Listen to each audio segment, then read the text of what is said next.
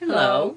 This is Tabletop Theater Conversation. Yes, indeed. This is Robert, and you are. Same. And on the phone here for our recorded tabletop conversation yes. is introduce yourself, Daniel. Um, I'm Daniel Navarro. I'm their grandson. Thank you. Thank you. Very well done. Okay. Well, Daniel, you've done an essay. I don't know if it's for English or for college, but English 12 honors. Okay. English 12 honors. Oh, cool. Well, your mother was so proud of it yesterday when we stopped by. And so we asked her if we could please borrow it and bring it home to read for all of us to read. And today we're having our class, and we were just talking about how amazing it was and how it's absolutely changed our view of this time. Mm-hmm. And your paper was, you want to tell them what your paper was about? Lifelight? It was about what work is, what it used to be and what it is now. How the philosophy changed over time. That was remarkable. It is. I never would have thought about it, but you showed how these different cycles, all the way back to the early times, how the work cycles and the whole world changed because of it, and then there would be another whole work cycle, and you just took and you actually quoted different papers and things on about how work. How whether work has fun in it or whether work doesn't. I love that part. I love that. Yeah. Do you want to talk anything about it? Your favorite parts of it, or parts of it that you know were the most interesting to you? I'd say the funnest part to write out of it all was the history and stuff. Mm-hmm. You really mainly because it was interesting to look back at. It was interesting to look back and see how everything has changed over the years. Because I didn't know half of anything about what work was like before. I only had a gist of it. Mm-hmm.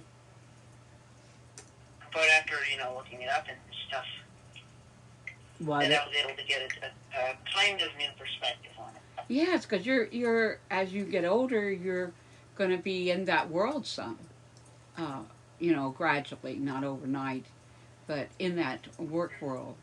And I love the way you asked about, how does work best?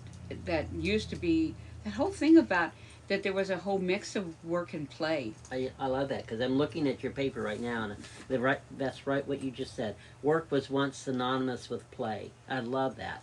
That's very powerful because it's something that we have tried to instill in ourselves and share with others by finding something that you find joy in, and it can be something that you put all of your heart and soul into. But it's neat to see it as a pattern. I know that mankind has gone through. That mix of a pattern is gradually changed. Through like all kinds of things, culture and religion. Yeah, it made me feel like an ancient relic later on. No, I just tease you. Like all the way back in the old days when people had fun doing what they were doing. Well, and in this time, at the end of it, it brought together that what's happening right now after the pandemic and during the pandemic is really not a pandemic. It's really a world pattern change. Mm-hmm. That we all went in, that I think we were ready for, that more people all at once. The whole working away from the home was becoming so hard for people that it forced it into a new pattern, and you brought that out in the paper. Mm-hmm. I never even thought of that. It was and today we're talking about how when the pandemic came, everybody was home, and then they got vaccinated, and then they started trying to go back out into their old pattern. But it's not quite fit right. Everybody... Because there's something new going on. There's something new going on, and you brought that out in the paper, which was, I thought, quite phenomenal. I never thought about... Because right now we're discussing at our class today... Suzanne, you want to share with him what you thought about? Well, I was just thought it was really fascinating and amazing how you were able to take all that research, a lot of information, and find a pattern, like Suzanne was saying, of the cycles of work life versus play life, and how they have been merged and then separated, and then how then it had to cycle into another way because of outside external influences. But you were able to summarize those huge cycles in such very succinct ways that you didn't have to go on for pages and pages. I mean, in your research, have been volumes of books written on each of those cycles, but you somehow managed to cull out and pull out the most important pieces of all that information to show the pattern, and then threaded it together to bring it to the now, to show how there's a pattern of evolution of the way we think about ourselves, our environment, our life, our relationships to ourselves and in the environment. And I just thought And it our was work. amazing how you were able to do that. And Christina and I are in a situation right now where we're looking at how to, what's the next phase that we want to look at for bringing in income, but not sacrificing being separated from each other and from the life in of comfort and exploration that we have in our own home. And we've had that more during the pandemic. Yes, and we came to really value and see all the benefits of being able to be home and be pocketed with each other and our community here, and what we were able to gain that actually matters the most to us. It may not to everybody, but I think more and more, as you pointed out, it's becoming of value to more and more people to be in a place and a space that is has comfort, has security, where you're able to explore and express yourself without feeling judged or enslaved to another person or corporation's philosophies. And so we were really impressed and moved by that, because we realized that It helped us feel that we're not really, that we're actually part of a whole new pattern, a whole new movement. Yeah, you showed us that. And the incredibleness of what you pointed out with the word Negro, that Negro was associated with the word. It meant at one point in time not the black man. It meant a negotum. Yeah, negotum. Mm-hmm. Someone. It meant labor, built for labor, and I just thought that was incredible. That no wonder the black man doesn't want to be called Negro or any of those levels. Root it's like his body's built for labor. That they actually made that a name and separated that and put that on his back.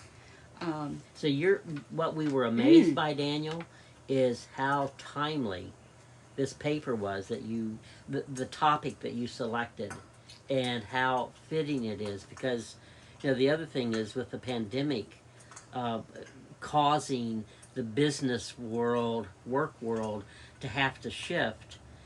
Everyone's like points and says, "Well, it's the pandemic that did it." Well, the pandemic obviously was there in a big way, but it's not separate from life. So all of life was changing, and the pandemic was that catalyst that made it shift. Yeah. But it's not the only thing. The consciousness, the way people were, the workaday world. Like you say, the play wasn't in this. Yeah.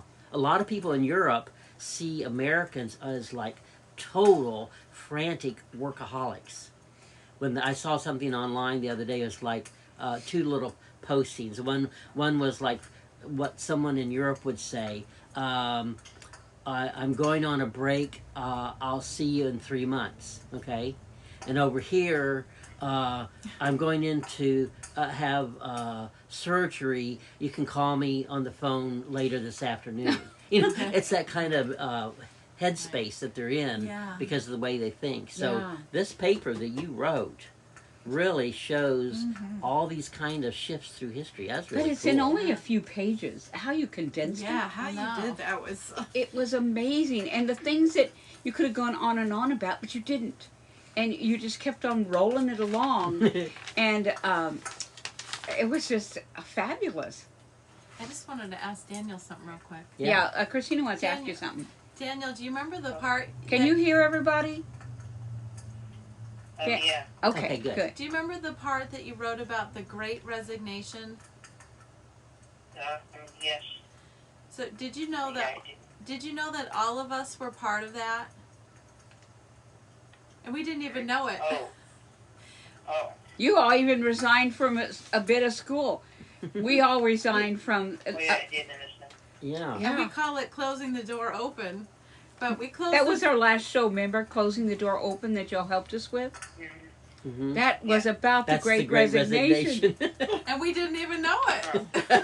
It was an odd title. But but by you including that in your paper, it made us realize the timing Mhm. that we were all doing that. And now they call it the Great Resignation, but it's like it all kind of started I mean, in our even house. all of y'all had to resign somewhat from school to certain levels of it. Mhm. Mhm. You know, It you had to be changed. willing to do work at home and then go to school so many days, but then do work at home. So you're part of that. And now you're facing into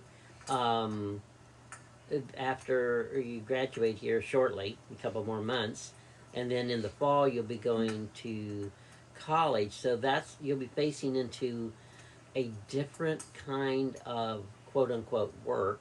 You know, if you call school work, which I you think have it to is. work. It You have to is. work at it. Yeah. So your task is apparently going to be how do you make that fun? Here's this thing that I'm going to go do. It's an adventure because it's new and different and I've never done it before. That makes it qualify automatically as an adventure. And then how do you make the adventure not so arduous that you get burned out, but how do you make it so that you love, both of you love learning, so that's a good space to be in, but also how to make it fun enough that you don't get just stressed out or burned out. But I think that was your But I think you topic. kind of do that Is how automatically. explorative I've always known you to be, Yeah. and you're the one. You know, it's always Research. researching. Mhm. And I just that topic, the fact here you are looking forward into all these things, and you chose that topic because you're so curious, and you love. A lot of people, they might know that it's there, but they wouldn't look into it. Yeah. And because you looked through it, not only did you help yourself understand, but you helped us understand, and Yeah. anybody that reads it. Yeah. So your paper helped us. Yes, Yeah. Jermaine By wanted you reading to it. know that. Thank you. Yeah. Yeah, you're one of those, huh? You're one of the how's the ones that the shapeshifters. The what do we call it? Seeker? You're a seeker. A seeker. Yeah, Yeah. that's true. Yeah. You're like the guy that will be walking along and you see a rock, okay, and you pick it up Yeah. for two reasons. One, to look and see what's under it, because you're curious.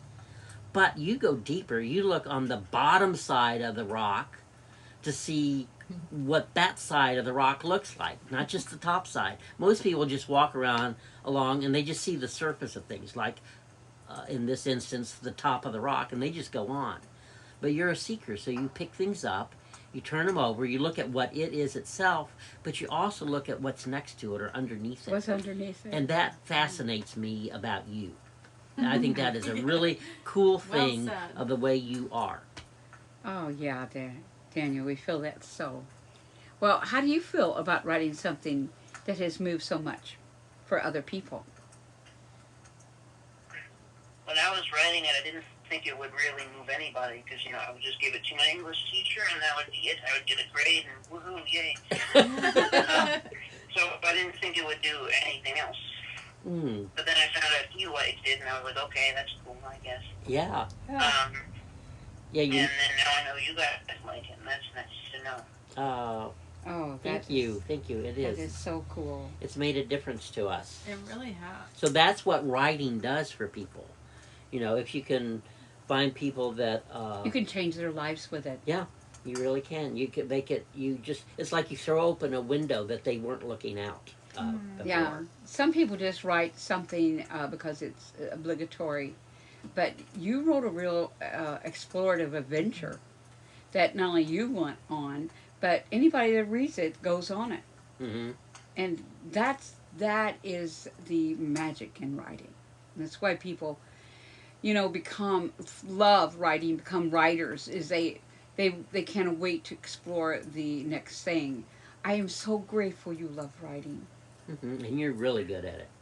You're really good. This paper shows us that, but it just the way you think of things and the way you put it together is just And wonderful. it's not being like a more than less than. All your brothers have beautiful talents, and Ethan definitely loves writing. But this paper made all of us stand still, Mm-hmm. and we felt we needed to let you know this. And to do it in a few pages is that's phenomenal. That's phenomenal, Dan. Mhm. And it's been really encouraging to us to see ourselves kind of like outside as part of, instead of just being a victim of, to be part of a whole new difference, a whole new shift, change. Mhm. And you're part of it. You've already explored it. You can't do anything but be part of it. Yeah. And I love how, to me, to have, after all the years we've done, we've had tea time and art class and all those things we've done together. Counting coup. And counting, Remember all that that, one? trying to make it fun, Mm-hmm. is that it's stuck some. And I love that you're a person that's looking what happened, what's the history of play and work. I never even thought about that. Mm-mm. I mean, thought about the hunters gatherers and that's a certain amount of play. Remember how much we all like going to the Goodwill? Yeah. Well, that's kind of like a work play. Mm-hmm. You're really foraging for money in a way. You're foraging for things that will fulfill your needs that make money. Mm-hmm. Yeah. Mm-hmm. You all love that. I just, Yeah, it was fun. it is fun. Well, is there anything you would like to tell us about all that? About this paper and what we've said and what you learned, what is changing you. How did it change you to write it?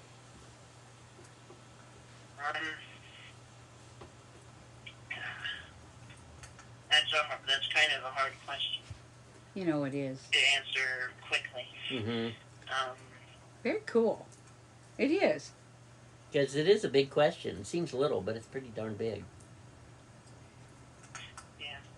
And you don't have to answer it all right now. I think it's really cool that you're the kind of writer that would see it big. Yeah, what? I have sort of an answer. Okay. I kind of, when I was writing it, I just put down what I thought sounded good, like when I speak it out. Mm-hmm. So I don't even, it's weird that I don't remember thinking about all that stuff when I was writing it. Yeah. That's a good writer. Mm-hmm. You're following it. And I feel like when I wrote it, I learned more about how I do things, like how I write things Mm-hmm. after I wrote that. I don't know how to explain it better, or in any other way. So. Oh no, we understand that. That was the perfect way. That's the It was perfect. mainly because I went over the deadlines. Mm-hmm. So it's mainly about time management. That's what I learned. Or one of the main things I learned, besides the actual topic. Uh-huh. Because I learned how not very good I am at time management and doing things fast. Hmm. But I guess it paid off. I was going to say, look at the end result of the way you did do it, though. Yeah. Your and timing Mr. Blue was said he just didn't care right. too much. Or he said no worries, is what he said. Oh, good. Oh. Good. That's a good teacher. Oh gosh. Yeah.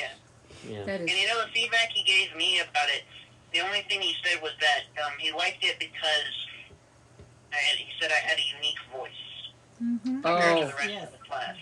Absolutely. And that's why he liked it a lot. Oh, You that's so really- good. That's God. very Daniel, did you know that it felt like you were right here in the living room Yeah. with us when we were reading that? Like how you write felt like how like you that your presence was right here with us. Like how you how are. you are. Yeah. Like how you express How you yourself. express. Yeah. It's authentic. So I Yeah. think That's that's the cool thing. that your teacher thought that too. Not a lot of people get the opportunity or the gift of being authentic.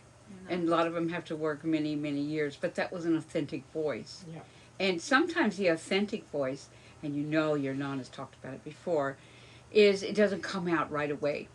Sometimes you have to become that authentic voice for it to actually speak. So sometimes you're not on the time, in the time zone that all the classes are. So lots of times you have to become it before you write about it.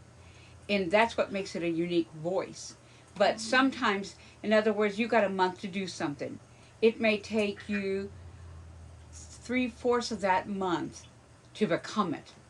And then very quickly you'll do it. And that is the real timing. You know, people are looking for the authentic voice. The authentic voice never happens when it's forced, and it has to live itself. And then it comes out of its own living. And that was out of your own curiosity and living that material came together.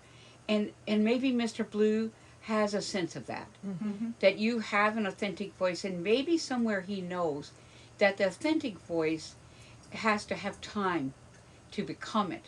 So they are the people that do it at the last minute. They are the people that it all comes together because it knows about what its timing is.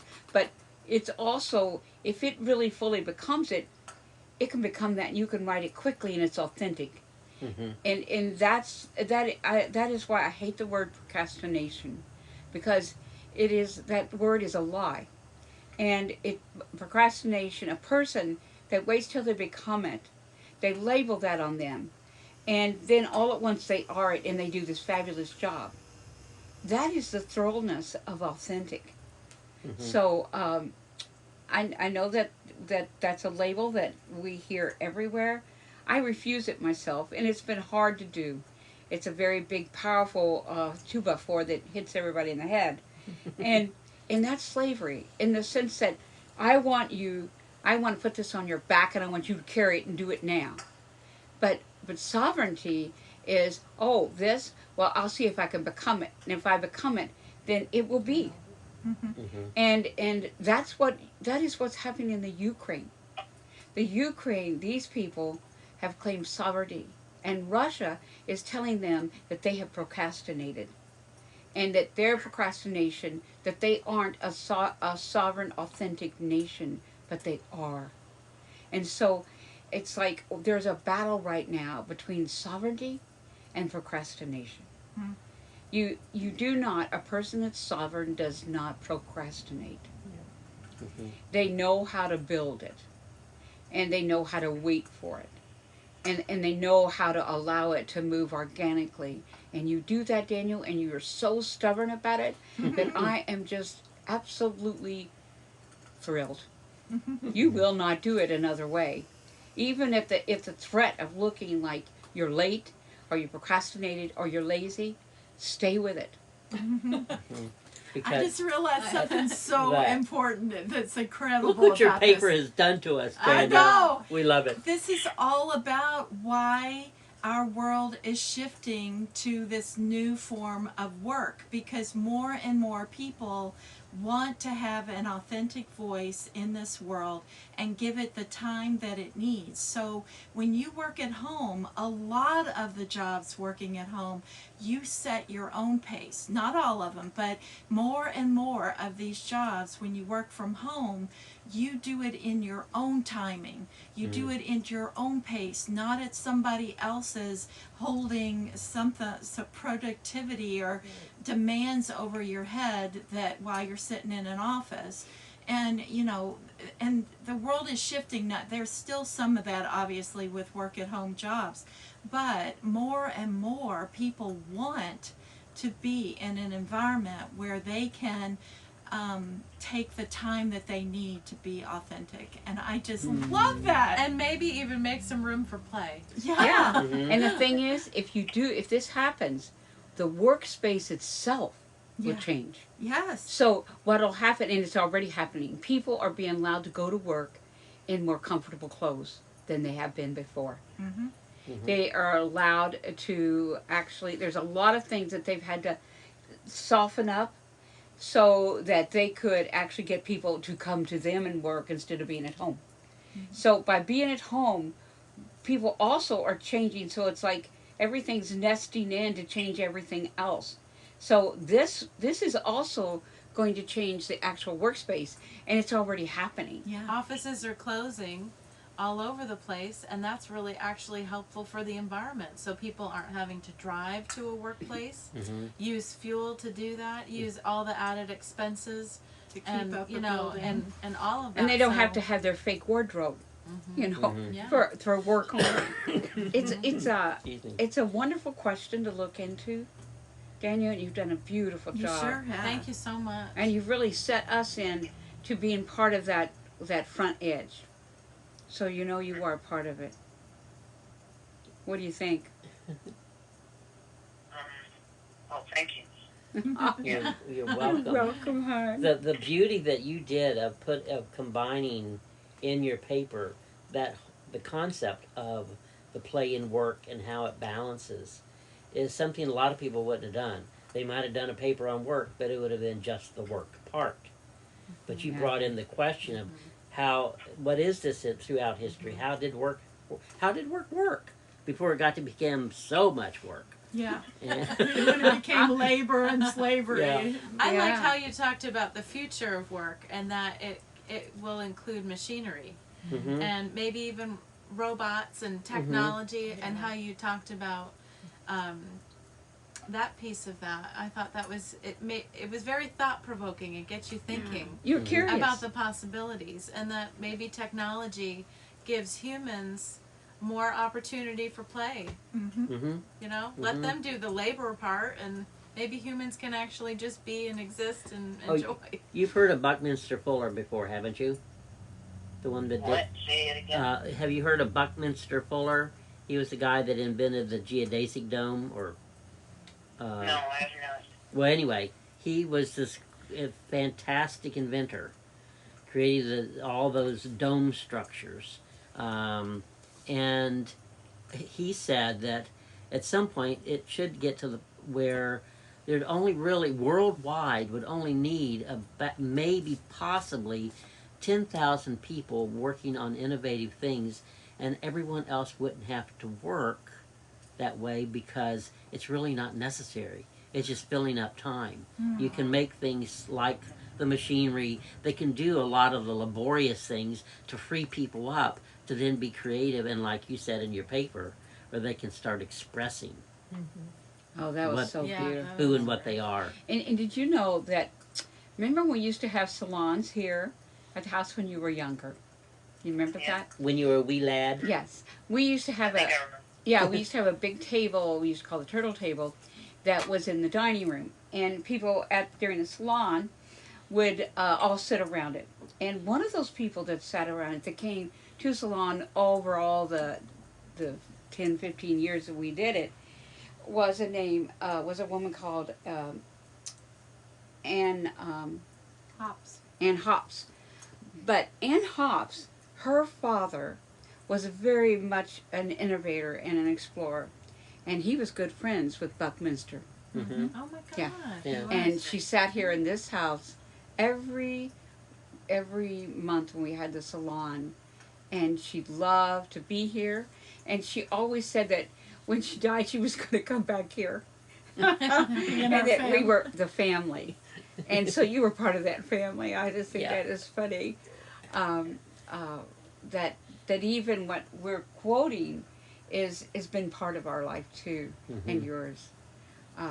Daniel, thanks for taking this time with us. Yeah, thanks for being part of the tabletop theater conversation. Yes, and because we recorded it, we'll keep it, and then years in the head, you get to hear yourself when you were one of the very first authentic voices about this new level Mm-hmm. in the world. So we'll send you a copy or the link so you can listen to it when it's Yeah, done. but we're going to keep it as part of, and we're very proud of you, Okay. Yeah. and we're very proud of your conversation with us here, Mm-hmm. even though we all talked a lot. We did talk a lot, didn't we? Well, we didn't want to put you on the line where we You wanted had to to tell you how much we loved it, and you didn't have to explain yourself completely. Yeah. So we didn't want you to have to talk for 20 minutes straight. That'd be a little bit much. Yeah. That would be more work than play, wouldn't it? Well, although in enclosure, you have anything you would like to share? I'm not exactly. Are you surprised at how much conversation could be generated over one paper? Oh, say that again? I didn't hear. I said, were you surprised that all of this conversation could be generated over one paper that you wrote? For sure, I didn't, like I said earlier, I didn't think about half of any of this. So you never know I the didn't impact think you'll into make. too far into it, so. Yeah. Oh, that's so wonderful. Was there anything you would like to share to everybody that listens to this? Anything else you would like to speak of? I don't have any, like, big philosophical, like, bomb that I can drop like I've heard before with these sorts of things. Yeah, that's okay. Well, what's your If that's what unphilosophical? you- Yeah. What is your unphilosophical bomb? What? What is your? Unphilosophical? Yes. Damn it. I'm trying not to think of a good thing to say, but I just can't. That's okay. Well, a good curse word is always good to Yes. to involve in something powerful.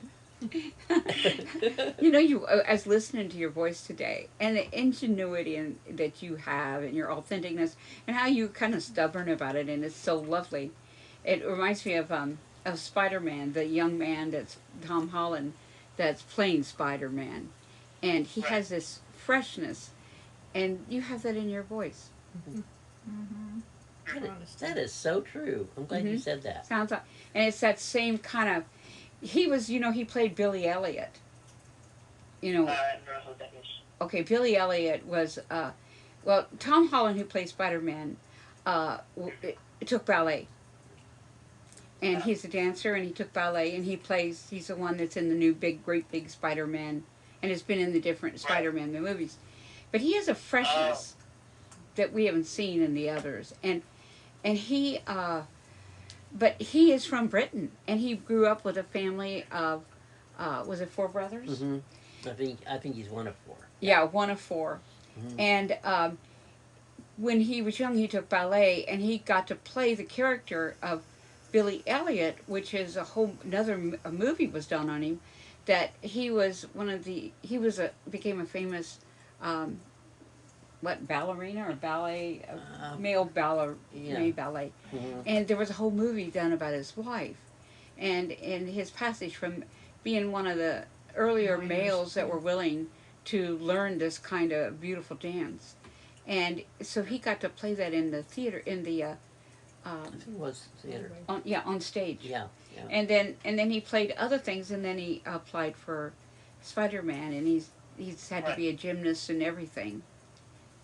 But he has this real fresh kind of, and everybody teases him because he tells all the spoilers.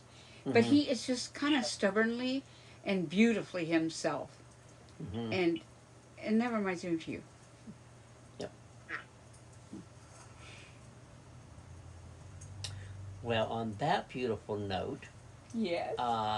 thank you for joining us today For tabletop for Tabletop Theater Conversation. Theater conversation. We've been talking to Daniel Navarro, our grandson, and this conversation was sparked by the paper he wrote called Lifelight about the balance of work and play and the history of it. So beautifully done. Thank you, Daniel, for joining us. Thanks, Daniel. Thank you. You're welcome. Thank We you. love Okay. It was you. nice coming. Thanks. Well, you can give Ethan back his phone now. Did you have anything Okay. else to say? Not really, besides like goodbye. Okay, that's good. It was fun to talk again. Oh, it was fun. That was fun, Thanks- honey. Thank thanks you. so Hear much. your voice, Daniel. Love you, Daniel. Love you too. Okay, bye now. Bye. There we go. He's totally Well, that Cannot. was wonderful. A great conversation. so wonderful. And thank you for joining us, Yes. everyone. Thank you so much. I'm very proud of this conversation. Yes. Me too. It's as deep as any other tabletop conversation Mhm. we would have with anybody. Yeah. Absolutely. So thanks for joining us. We'll do another tabletop in the next, who knows, Few days. few days. Bye now.